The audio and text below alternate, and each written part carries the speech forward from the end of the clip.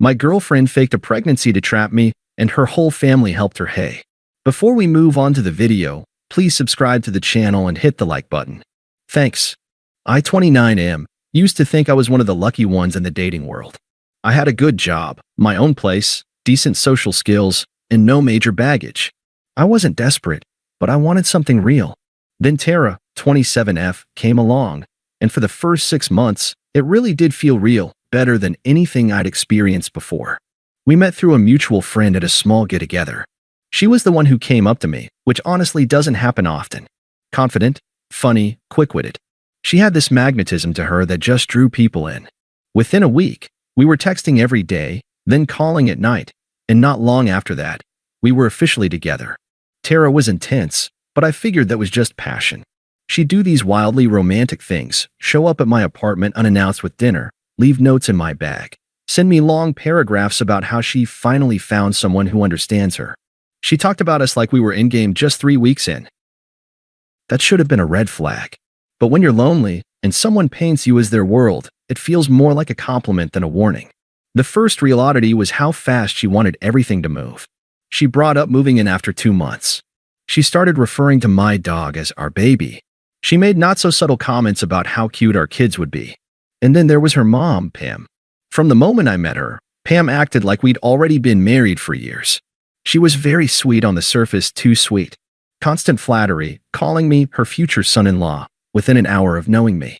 She said things like, "You have no idea how long Tara's waited for a man like you." At first, I thought maybe they were just close, that Tara leaned on her for support, and maybe Pam was just thrilled her daughter was happy. But that closeness, it started to feel suffocating. Pam would call Tara multiple times a day, sometimes while we were in the middle of dinner or lying in bed. If Tara didn't answer, Pam would start texting things like, "Are you okay? Call me now." And when Tara did answer, it was always something trivial, what brand of detergent we used, what I said about some show they liked, how clean my bathroom was. Tara would parrot things her mom said like gospel. If I brought up a disagreement or even a small issue, like wanting some alone time on weekends, she'd say things like, "My mom thinks you're being distant," or "Pam says you're acting like you don't want this anymore." I should have run then. I know that now. But Tara always followed those weird, controlling moments with these intense emotional makeups. She'd cry and tell me she was scared to lose me, that I was the best thing to ever happen to her, that she just wanted to make sure I was in it for the long haul. And I was. Or I wanted to be. I had just been promoted at work, more responsibility, longer hours, more money. Tara said she was proud, but there was something else in her face the night I told her. A kind of flicker. I thought maybe she felt left behind, stuck in her retail job.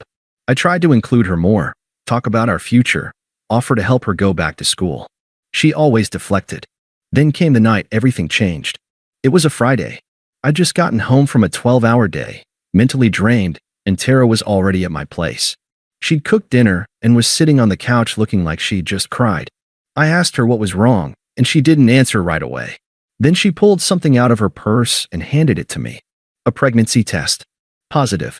I just sat there, staring at it. I felt like someone had hit me in the chest with a bag of bricks. "I didn't want to tell you like this," she whispered, but I didn't know how to keep it in anymore. "I'm pregnant." My brain scrambled to catch up. We'd always used protection, but maybe not perfectly. There had been one night with a broken condom. I remembered it clearly, 3 weeks ago. I didn't know what to say. I just kept repeating, "Are you sure?" And she started crying again, saying she'd taken 2 tests that morning. She swore she wasn't trying to trap me, that she was scared and didn't want to go through it alone. I hugged her because she was shaking and sobbing, and in that moment, everything else faded. I told her I'd support her no matter what, that we'd figure it out together. Within hours, Pam had somehow found out. Tara swore she hadn't called her, but I didn't believe that for a second. Pam showed up that night with baby name books and prenatal vitamins. No joke. My house, my home, was suddenly filled with this weird, forced energy. Tara curled up on the couch with her mom and started crying again. Pam looked at me with the softest, most condescending smile and said, "Don't worry, James. You're doing the right thing. We're going to take care of you now." And I just stood there, feeling like I'd lost control of my entire life in under 12 hours. At first, I tried to take things at face value. I mean, if Tara was really pregnant, then we had to plan appointments, diet changes, maybe financial adjustments. I didn't want to be the guy who ran at the first sign of responsibility. And as much as this wasn't what I'd planned, part of me thought, maybe this could be something good. Maybe it was just coming sooner than expected. But within a week, I started feeling like this wasn't my life anymore. It was theirs. Tara moved in completely 3 days after the "I'm pregnant" bombshell. Not a conversation. Not a question. Just boxes stacked in my hallway one afternoon when I got home from work. She said it made more sense now that we were starting a family. I was too shocked to push back. She had this way of framing things where any disagreement meant I didn't love her or the baby. Then came the excuses. I told her we needed to set up an appointment with an OB-GYN to confirm everything and start prenatal care. She nodded and said she already had one scheduled, but she wouldn't let me come. Said she was too nervous and not ready for anyone else to be in the room. I pushed, but not hard. She started crying. A lot. Said I was being controlling, that she was scared and overwhelmed, and just needed space to breathe. After that, it became taboo to even ask about the pregnancy in any real way. I gently mentioned seeing the ultrasound or hearing the heartbeat, and she'd either deflect or make me feel like I was accusing her of lying. And somehow, in the middle of all this emotional fog, Pam was always there. She started coming over 3 or 4 times a week, rearranging furniture, cleaning areas that didn't need cleaning, buying baby clothes and leaving them in what used to be my office. She called it the nursery now. She even installed a hanging mobile over my damn desk. I tried to push back. I asked Tara if maybe we could set some boundaries with Pam. That was a mistake. Tara stared at me like I'd kicked her dog. She's just trying to help.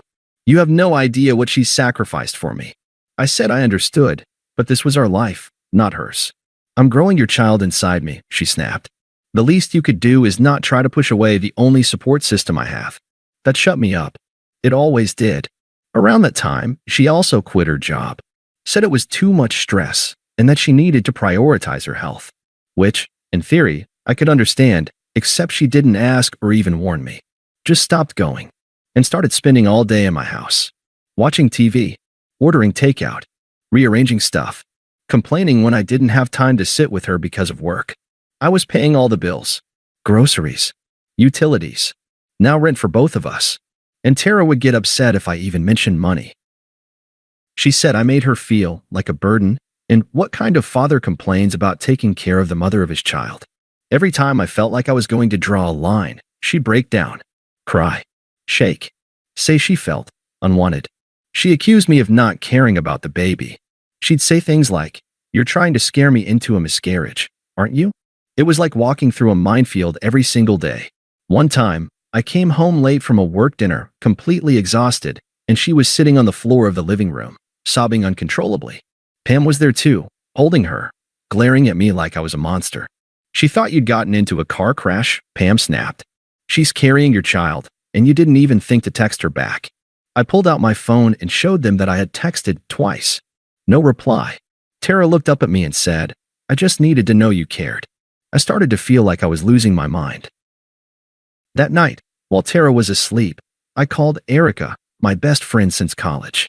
We hadn't talked much since Tara moved in. She didn't like me having female friends. Said it made her insecure, and I tried to respect that. But that night, I needed someone in my corner. I told Erica everything. Every little thing. The fake-sounding appointments, the overbearing mother, the crying, the manipulation. The way I felt like I couldn't breathe in my own home. There was a long silence on the line when I finished. Then she said something I'll never forget. "James, you know you can buy fake pregnancy tests online, right?" That sentence felt like someone kicked my legs out from under me. I just sat there on the couch, staring at the blank TV screen. I hadn't even considered it. Not really. But now, things started clicking. Too many things. No appointment confirmation. No paperwork. No actual medical visits I've been allowed to attend. No ultrasound. No baby bump. Nothing physical at all except for one cheap-looking test she handed me weeks ago. She said she'd taken 2 tests, but I'd only ever seen one. I told Erica I couldn't jump to conclusions. That accusing someone of faking a pregnancy without proof was crossing a line. She just said, "Be careful. Please." I didn't sleep that night. Tara rolled over and curled into me like nothing was wrong. Like we were any normal couple with a baby on the way. And for the first time in weeks, I didn't feel warm when she held me. I felt cold. Like a wall was going up between us, and I didn't know if I could tear it down. But I knew one thing. I had to find out the truth. I gave it another week. Not because I wasn't suspicious, because I didn't want to believe it. Because if Erica was right, and Tara was faking her pregnancy, then everything I'd been sacrificing, everything I was enduring, was for nothing. And worse, I'd let it all happen. I couldn't even think about what that said about me without getting sick. So I started watching. Not in a creepy way. Just carefully. I took note of things. I paid attention to what she was eating, how she moved, what she claimed she was feeling. She'd say she was too nauseated to get out of bed, then DoorDash an entire order from Chili's and eat it in front of the TV. She said she was having dizzy spells, so I suggested we go to urgent care. She refused. Said I was making her feel crazy. One day, she came out of the bathroom holding her stomach, wincing. The baby kicked, she said softly, like she was amazed. It's early, but I felt it. That's when I really knew something was off. She told me she was 8 weeks along. You don't feel movement at 8 weeks. That's barely past the embryo stage. I looked it up in the bathroom while she was in the kitchen. Fetal movement usually starts around 16 to 20 weeks. Some women feel flutters earlier, but definitely not this early. When I asked her later how far along she was exactly, she got cagey. You're not even excited, she muttered. It's like you're just waiting for me to mess this up. No, I was waiting for her to slip. The next day, I told her I'd be working from the office for a big deadline and left early. I doubled back 15 minutes later, parked down the street, and watched the apartment. At 11 a.m., Tara came out, dressed up, full makeup, looking happier than she had in weeks. She got in her car and drove off. I followed her. Not something I'm proud of, but I needed to know. She met a friend at a little cafe 2 neighborhoods over. They sat outside, sipping coffee. She laughed, tossed her hair. She wasn't limping, wincing, or acting remotely pregnant. They split a bottle of wine. Wine. I took photos from the parking lot. Just a few. Enough to know I wasn't imagining things. I went home feeling like I had acid in my throat. That night, I searched through every drawer, cabinet, bag, everything. I knew it was a violation. I didn't care. I felt violated every time she smiled at me and touched her stomach like she was performing a goddamn role. I found them in a shoebox on the top shelf of the closet. 3 unused pregnancy tests, still in their packaging. A printed article on how to fake morning sickness. And worst of all, a folded-up ultrasound image with no name, no date, no medical info, just a grainy stock image of a fetus. And buried at the bottom, in a notebook labeled Wedding Planning, were printed texts between her and Pam. I don't know what made her print them. Maybe she thought it was cute. Maybe she thought it was strategic. But there they were. Tara, he's gonna propose soon. I know it.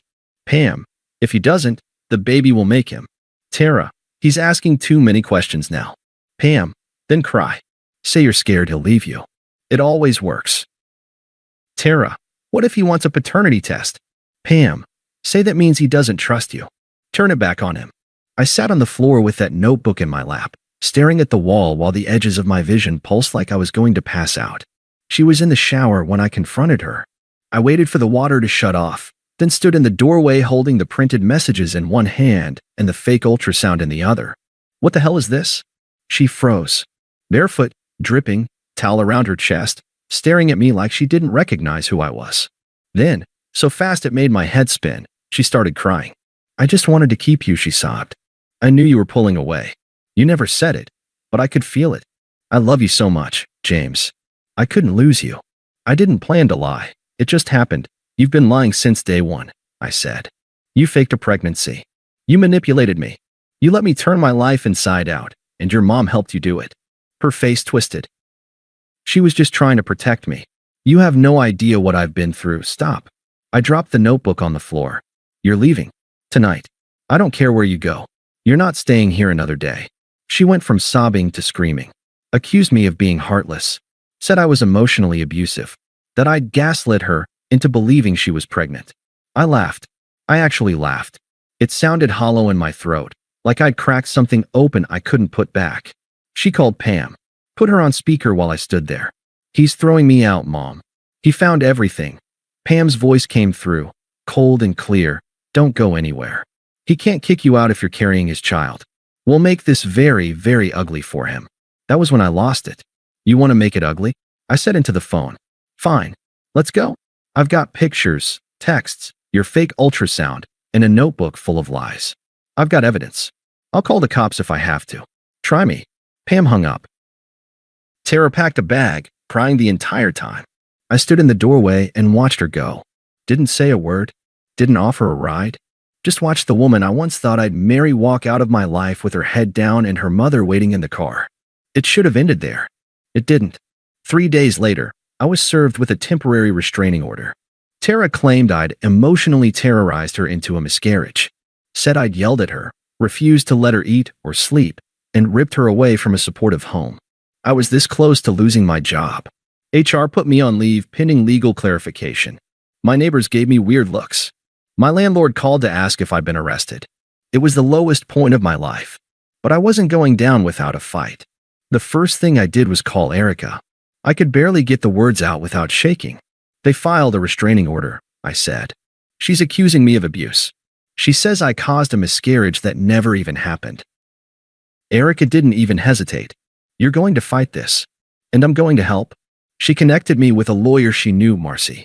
Fierce, sharp, no bullshit. I brought her everything. The photos of Tara drinking wine, the screenshots from the text she printed, the fake ultrasound, the articles about faking symptoms, the pregnancy tests that were still sealed in plastic. Marcy looked through it all quietly, then said, "This is going to be ugly. But we can bury them with this." She filed a counter-motion immediately.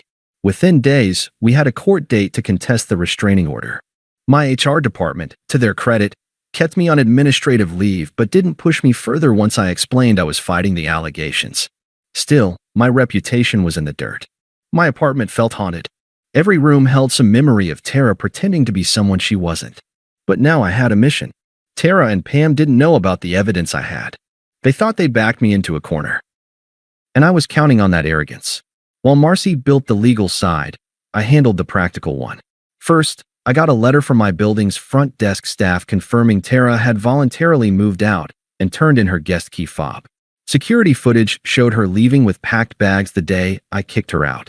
No signs of force, no police calls, nothing. Then I got the receipts from her food delivery apps, orders that included sushi, wine, and other things pregnant women are told to avoid. The kicker was the date, 2 days after she said she miscarried. No hospital visits, no discharge papers. Nothing. And then came the final piece. I emailed the clinic she had claimed to visit for prenatal care, posing as someone trying to verify appointment dates for insurance. They had no record of her. Not a single one. When the court date finally came, I was ready. Pam and Tara walked in like they were the victims in a Lifetime movie. Tara wore this oversized sweater, no makeup, hair tied up, like she was too traumatized to function. They made their case first. Claimed I'd been mentally abusive, controlling, cold. Pam cried on the stand about how her daughter had been bright and hopeful before I ruined her. Tara said I'd mocked her pregnancy, accused her of lying constantly, and screamed at her until she started bleeding and had a miscarriage at home. Then it was my turn. Marcy dismantled them like she'd been waiting her whole life for it. She introduced the photos. Showed Tara laughing and drinking wine with friends during the time she claimed to be bedridden with morning sickness. She handed the judge the notebook with the printed texts. Read them aloud. If he doesn't propose, the baby will make him. Say that means he doesn't trust you. Turn it back on him. The courtroom was dead silent. Then Marcy showed the sealed pregnancy tests. The fake ultrasound. The email from the clinic confirming she'd never been a patient. Tara's face went ghost white. Pam tried to object. Claimed we'd doctored the texts. The judge shut her down. Then I took the stand. Told them everything, calmly, without anger, because I didn't need to shout. The evidence spoke louder than I ever could. I told them how I'd supported her, paid for everything, adjusted my life, and been willing to step up. I was ready to be a father, I said. But there never was a baby. There was just a plan to trap me. The judge ruled in my favor. The restraining order was thrown out, with prejudice, meaning they couldn't refile. And the judge referred both Pam and Tara for possible charges related to filing false claims and attempting to defraud me. They left the courtroom in silence. No tears, no fake sobs, just pure rage carved into their faces like masks that had finally cracked. But the story didn't end there. I thought that once the court case ended, I'd feel free. But trauma doesn't turn off like a light switch. For weeks, I still flinched when my phone buzzed. I kept looking over my shoulder in parking lots. I kept rehearsing explanations for people who never asked, terrified they'd heard Tara's version and believed it. But slowly, very slowly, my life started to return to me. Work welcomed me back after the judge's decision. HR formally apologized for jumping the gun. My manager pulled me aside and said, "We're glad you're okay. We had no idea what you were going through." I didn't explain. I just nodded. Erica stuck by me through it all. She was the only person who saw me clearly when I couldn't even recognize myself in the mirror. She came over some nights just to sit with me while I stared at a movie I wasn't watching. "You got out," she said one night, handing me a glass of wine. Most people don't. That counts for something. I still had that notebook. Still had the fake ultrasound. I thought about burning them once, but I didn't. I kept them locked in a drawer, not because I needed a reminder, but because I wanted a record, something to show that it had been real, that I hadn't made it all up in my head. About a month after the case ended, I got an email. From Tara. Subject line, "Can we talk?" The message was short. "James, I know you probably hate me. I just want you to know I never meant for things to go the way they did. I was scared. I made bad choices. I miss you. I hope you're doing okay. No apology. No ownership. Just that soft, manipulative tone I now saw clearly for what it was. A rope she was trying to loop back around my neck." I didn't respond. A week later, Pam called me from a different number. Left a voicemail. "You've made your point, James. But you don't have to destroy my daughter just to feel like a man. She's lost everything. She's devastated. If you had a heart, you'd at least talk to her." That one made me laugh. I sent the voicemail to Marcy, just in case. She told me to document everything. "If they try to drag you back into their mess, we'll bury them again." Then, one day it happened. Tara showed up at my apartment. I was leaving for work, and there she was, standing outside the building in this oversized sweater, no makeup, clutching a little paper bag like she was about to hand me a lost puppy. "James," she said, eyes already tearing up. "Please just talk to me." I didn't say a word. I pulled out my phone and pressed record. "I'm not saying anything without legal counsel present," I said. "And you're trespassing. You need to leave." "I'm not here to cause problems," she insisted. I miss you. We had something real, didn't we? I messed up, but I loved you." I kept recording. "I thought I was pregnant," she said quickly. "I really did at first. I didn't fake it. I panicked when I found out I wasn't. I didn't want to lose you. So you lied. For months." She didn't answer. I stepped back and opened the lobby door. "Leave, Tara, or I'm calling the police." She left. That was the last time I ever saw her. A year after it all happened, I was sitting at a coffee shop, reading, when someone walked in and caught my eye. It was Erica. She smiled. Sat across from me. "You look good," she said. "I feel good," I replied. We didn't talk about Tara. We didn't need to. Sometimes survival is the revenge. Sometimes walking away, not broken, not bitter, just better, is the loudest, most satisfying victory of all. And that's exactly what I did. I walked away. Free.